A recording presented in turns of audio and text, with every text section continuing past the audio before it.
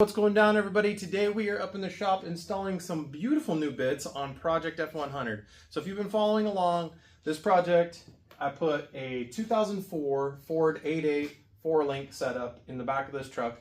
And what we're going to be doing, especially these wide tires doing autocross and driving it like how we drive it, we're going to probably not be gentle, you know. We're going to need some stronger parts. Those stamped sheet metal upper and lower trailing arms are just not going to cut it. So we went over to the good folks QA1 and went and got their lower trailing arm kit as well as their upper trailing arm kit. So upper is fully heim adjustable, which is going to help because we lowered the truck quite a bit, take a little bit of that pinion angle out. Also, lower is completely boxed in, all the provisions for the sway bars, just good stuff. So it's going to be exactly what we need for what we're going to put this thing through. So these are for a Ford Mustang, 1977 all the way up to 2004, which is what we have, 04. So we're going to go ahead, get these bad boys on, and demo it, take you through the whole step-in process, and you'll, by the end of the video, probably know how to do it yourself, and know how not to do it, because I'll probably mess something up. Here we go. Got the boxes opened up. This is what we're working with. So QA1 lower trailing arms and QA1 upper trailing arms. They come with new polyurethane bushings, all the sleeves. This comes with new hardware for one side, and this comes with new hardware as well. So this is going to be good for 79 to 04 Mustang. So if you're looking for something for your Mustang, this is the same exact stuff that you're going to get. But we're putting it on our 71 short box Ford because it has an 04 Mustang rear end. So super excited about this. This will be able to help us pick up some of this, get rid of some of this pinion angle, suck it a little tighter on the top. It gets rid of a ton of the rear end movement that everybody complains about this 4-link. These stamped little arms are very weak, and it gives a bunch of lateral movement, and the boxed in lowers and the nice heim joint uppers, all the super fancy, strong, what we want, so we can go and do some partying. So let's get this all out, check it out, and then let's start with the demo. Bring in on the lower. So I went ahead and read the directions a little bit because I was like, why is there two different sizes here? So this is for like 99 to 04. Apparently they use a bigger bolt, so you're going to use those sleeves because they don't come in there. But as always, you got your directions, got new hardware, flats, nice Teflon nuts. We got our looby dooby and our lower control arms. So the lower trailing arms is going to be, if you're interested, part number 5221. It's a QA1 part number. That's what you're going to get. Everything you need to do your lower conversion. It comes with your brackets for your sway bar, which I'll show you all that. Directions adjust, pulling that off, even mounting your brake line cables. So emergency brake cable, not brake line cables. That's silly. All right, and then here is your upper control arms. It's going to be part number 5225, and I'll also go ahead and put that in my description. So you got your, it uses the factory sleeves on the diff. So you're going to push these into the factory sleeves. Those go on either side.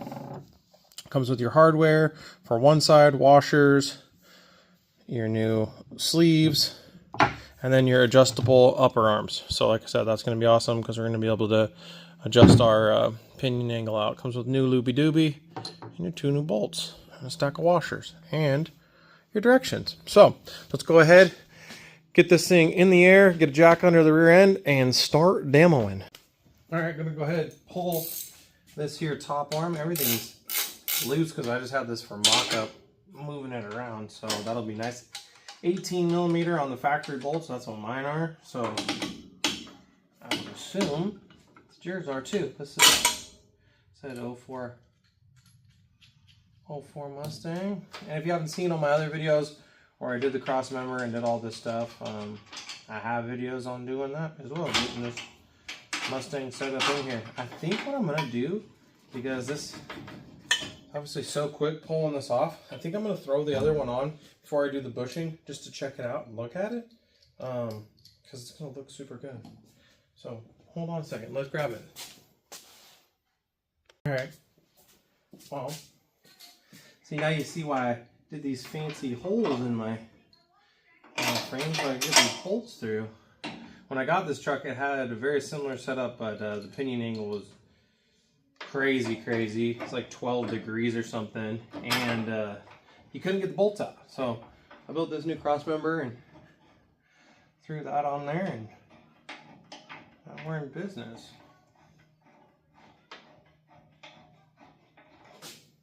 Yeah, there's that. Yeah, that's gonna be awesome. I'm gonna be able to roll that forward quite a bit. I think I'm actually gonna probably loosen those up and split the difference and see what my pinion angle is after I do that. So go ahead, pull that out, get the other one out. Might as well just do them both at the same time. It's not, I mean, it's not like it's in the car or it's messing me up. We'll get that other bushing out. This is what I was talking about. So this is the cup, the factory cup that the bushing sits in. This cup stays. If you guys saw in the Oldsmobile video, we actually pressed a new one in. This time you just actually replace the bushing inside of it. So you're gonna get the old one out, looby-dooby it, and slide the new one in. All right, well, I got this side out finally, and these were a booger. I ended up having, you can see all the pieces. It looks like I chewed it up with an angry badger. We got it all out, and just so happens that I had this perfect sized wire wheel that goes right in there. So we're gonna get that all the way cleaned out, and then we'll get the new bushing in and we'll proceed on that, and then we got to get that other side out. And like I said, it was not fun, but razor knife, can-do spirit, you can get that thing out. And then that wire wheel definitely made the quick work of cleaning that up. I don't know how else you'd clean it out if you wanted to burn it out, but my rear end's all painted, so didn't really want to do that. So let's keep pushing forward. Bring you in before I start the other side.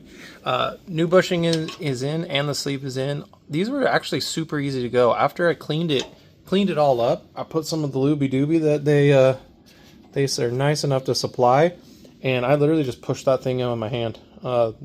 It was, you know, stiff, and then it goes right in. So yeah, that was actually really nice. All right, I'm gonna get this other one on time lapse. I'll blaze through it, get it in, and then we'll get it jacked up, and we'll get the two new upper.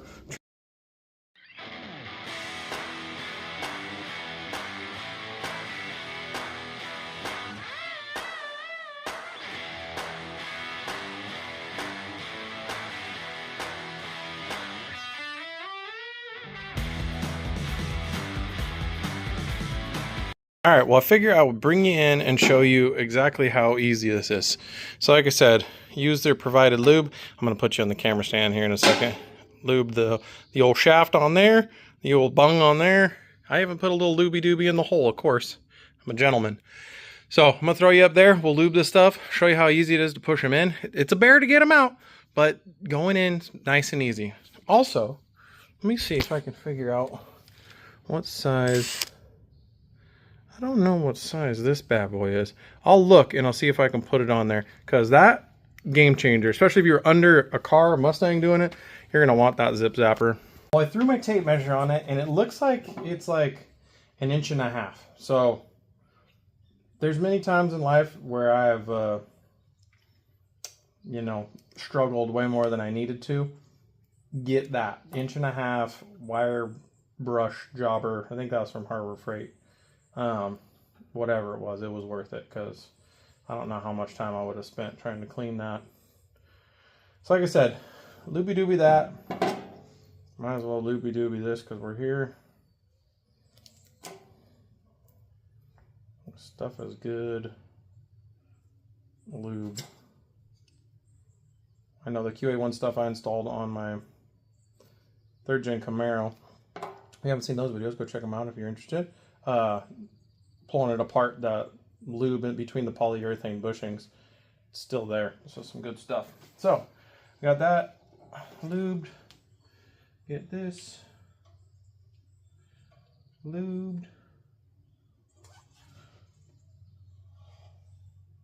You know, you can put a little bit on the whole thing just to help the friction, but the majority of it is going to just push in from that right there in the front. And let me wipe my finger. All right, here we go. And it has a collar on it, so that goes in this direction, and look at that. I'm either just really buff or it goes on nice and easy. And then this inner one, the picture according to the directions, it looks like this taper faces in, flat portion on the outside. And then whatever little excess you have, go ahead and rub it on those faces so that way you don't have squeaky polyurethane bushings. Because no one likes squeaky rear end. Oh no, oh man, dropped it in all the schmutz. Now it's got a mustache. All right, I gotta clean that. Hold on. That was embarrassing. Dropped it down there and it looked like it had Oreo cookie crumble all over it. That's not what you want. That's not gonna go in there very nicely. So I'm gonna put a little looby-dooby right there at the front. See if I can go ahead and not drop this time. And like I said, you just give it just enough pressure and it goes bloop, right in like a glove. Perfect. Nailed it. Now we're going to jack this thing up, get the upper control arms in, and we're going to go ahead and adjust some of this pinion angle out. So probably going to have to mess with it a couple different times. I'll set the base one up and I'll show you what I'm doing there. In on overall comparison of obviously stock. So these bad boys are notorious for giving the old Mustang preload rear end and sending you into the ditch. And besides, the bushings were not looking that great. Needed to happen, and this is what you're replacing it with. So what I'm going to do is I'm going to go ahead, I'm going to back these lock nuts all the way down. I'm going to run them out, I think 1, 2, 3 threads. 1, 2, 3 threads, and then I'm going to go ahead and run them in, lock that down, and that's going to be my base, because like I said, I'm trying to get rid of some pinion angle, but I can always go back to the default, to the stock length. So that's what these come from QA1. They're going to come set up factory length. That's how you're going to get it. You're going to be able to drop it right in. Now, you want to adjust it, you know, obviously that's on you, and depends on what your application is. I'm going to go ahead and shorten it up quite a bit to get rid of some of that pinion angle. So we're going to go ahead, get those tightened up, throw them in, drop it down, see what we're working with. All right, let's go ahead and get this bad boy installed. I grabbed 18s, which is what the factory size is, but I did not check to see what QA1 provides. It's bigger, and it's probably standard. All right, I'm back with my 3/4.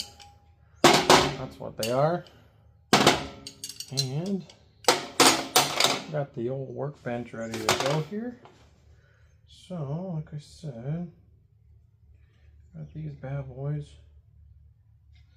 ready to go.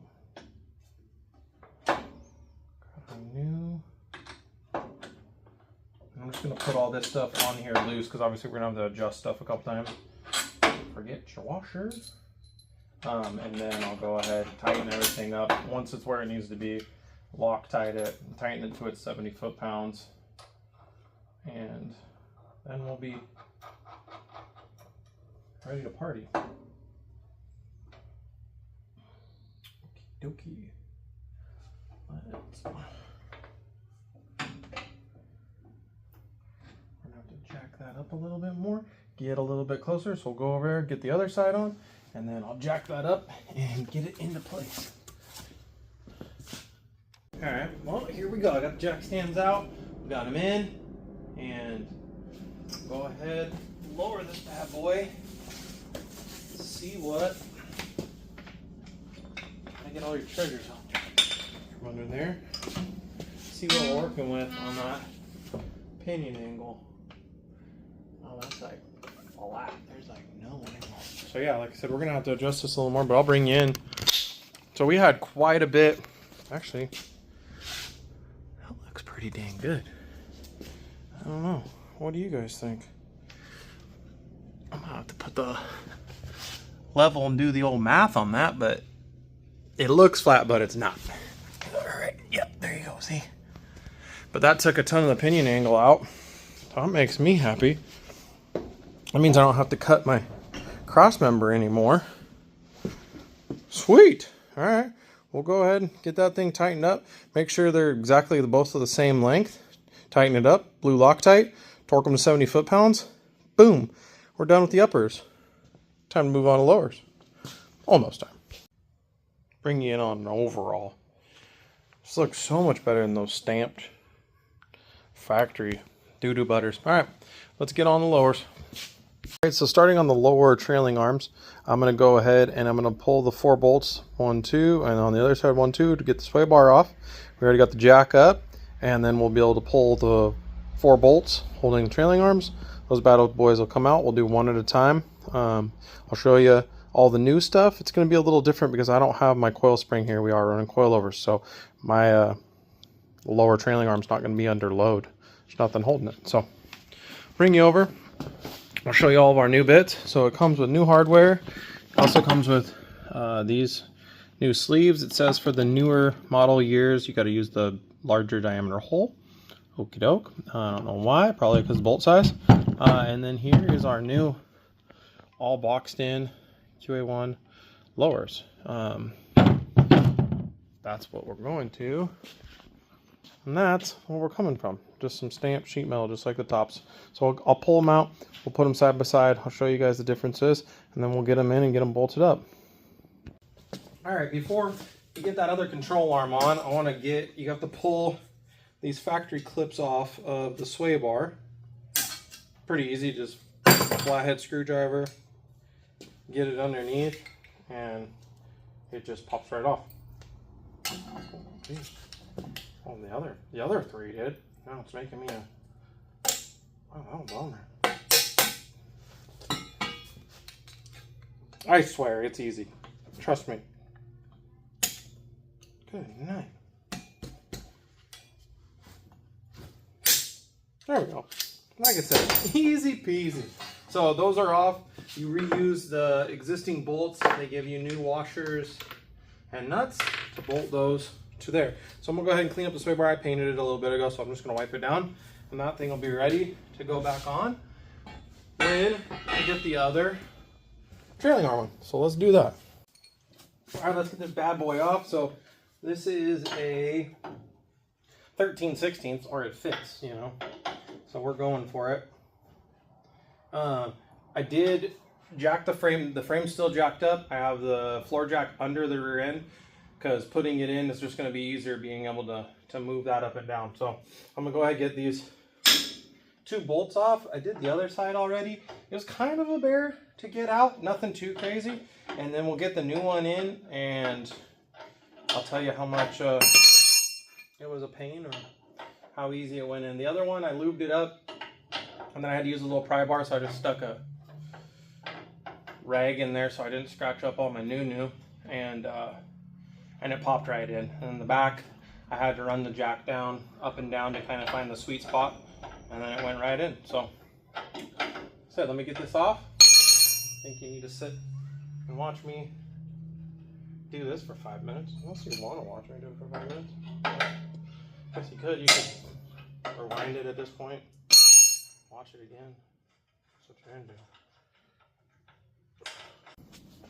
All right, well, here we go. So we got sway bar. This one was a stinker. My custom mount was a little tighter than, I would say, the old factory one, and it was a wrestling match, but we got it in there. So now we're going to do sway bar. We got this bad boy for the e-brake. It goes right back on there. And, of course, the tab is too long, so we're going to have to cut the tab off because the tab's hitting the bracket. No big deal. All right, cut that off. I'll cut the other one off too, that way we can just get that on there and get it bolted up. Then I'll bring you in on the finished product.